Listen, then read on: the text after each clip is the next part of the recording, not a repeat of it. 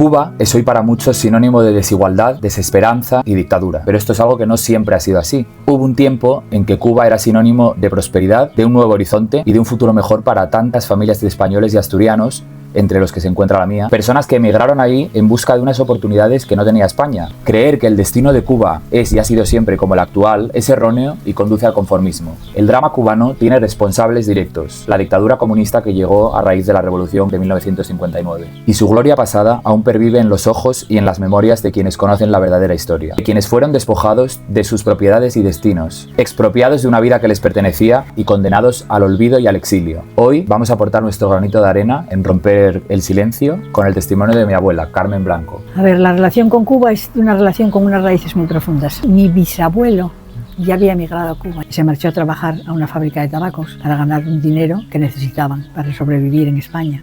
Además de mi bisabuelo, se marchó mi abuelo. Como marchaban todos los emigrantes de aquí, eran familias muy humildes. Ahí tengo recuerdos de fotografías de cómo vivían, de cómo sobrevivían. Era dolorosísimo dejarles marchar siendo niños para un sitio tan lejano sin haber salido nunca.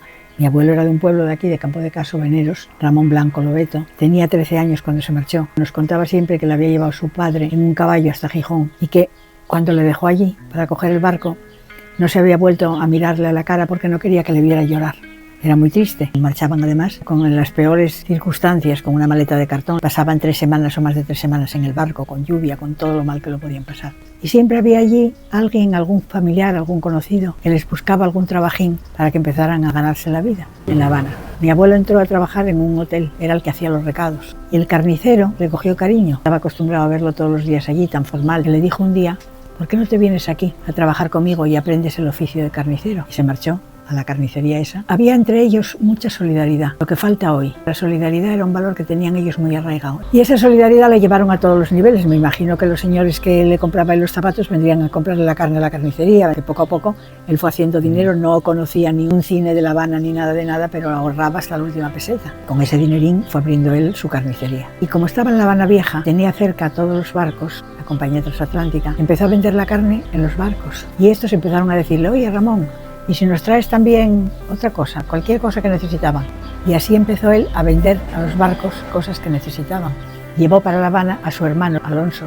Mi abuelo era de trabajar y de no salir, y este era juerguista, se metía con toda la gente animada y abrió mucho campo.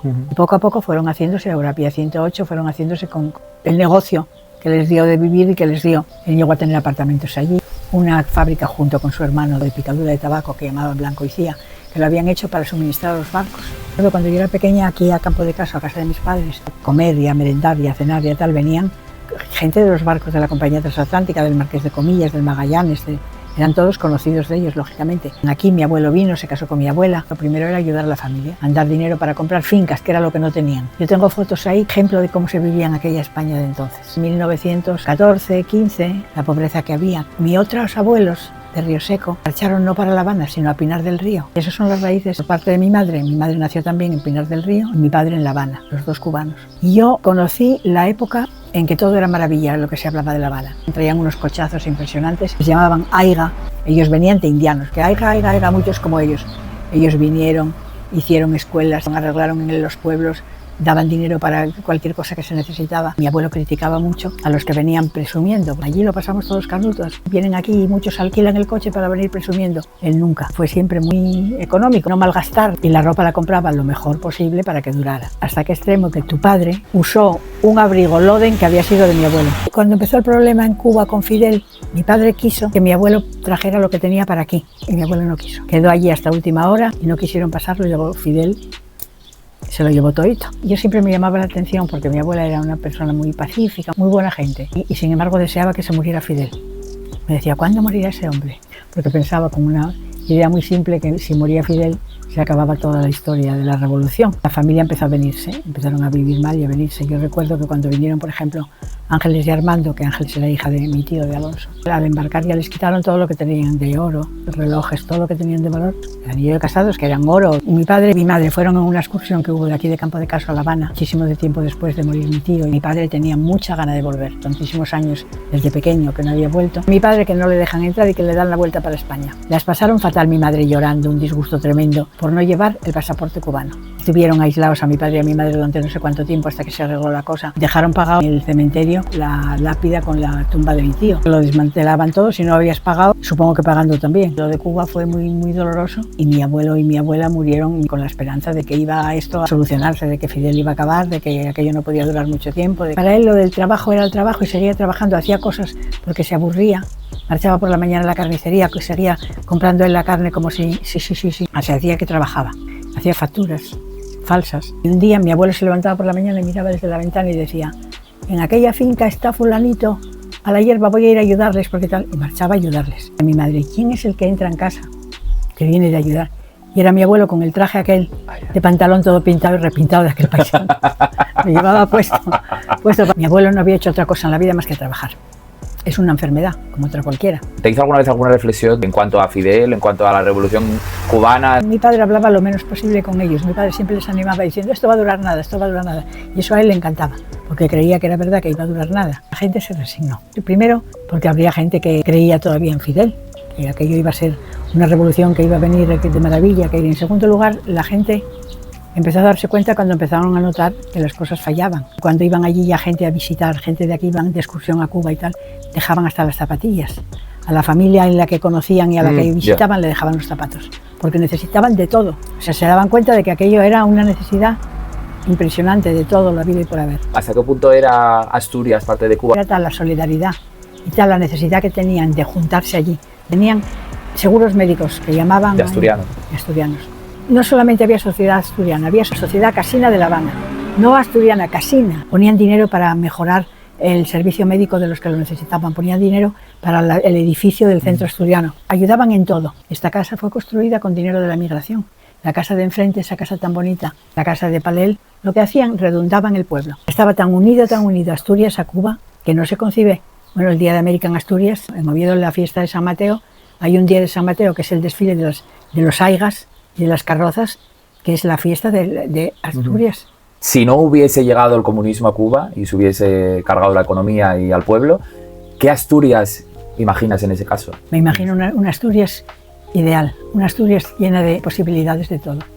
Se cerraron las puertas con toda la migración. La cantidad de sidra que enviaban de Villaviciosa, que vendían la sidra al gaitero. El otro día estaba contándole a papá, uno de los familiares, contándole a tu padre la cantidad de bebida de sidra al gaitero que anualmente vendían en Cuba, vendían en La Habana.